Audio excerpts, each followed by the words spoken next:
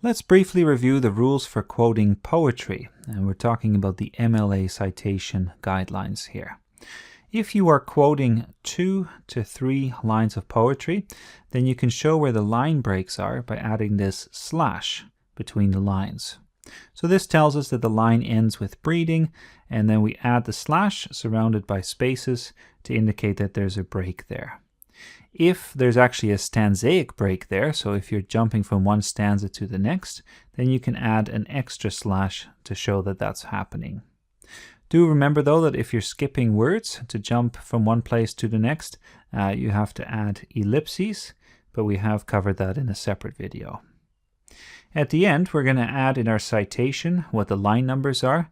If you are going back and forth between, let's say, pages and line numbers in your essay, then you may just want to indicate that this refers to lines. So you could put lines in front of the numbers, or simply line if it's one line long. So that's something to watch out for.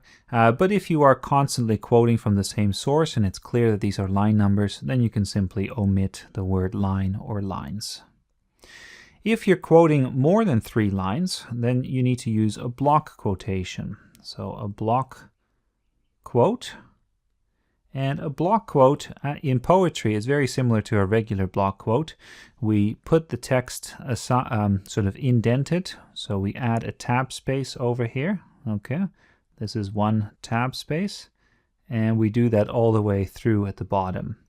So everything's going to be indented. We take the regular quotation marks off because it's already clear that it's a quote. And then at the end we have the period before the citation, and then we give the line numbers. Notice also, and this is the final point I'll make, that if your line is really long, as with this Ogden Nash quotation, then you can use hanging indentation, okay, to show where the break is, or where the line continues. This is all part of the same line then, but it doesn't fit. And so to show that it's still part of the same line, we've just indented it a little bit further. You can use a tab space, or if a tab is too much for you, then it's also fine just to use the space bar a number of times and just make it look the way you want it. So that's it for quoting poetry according to the MLA guidelines, and hopefully you found this useful.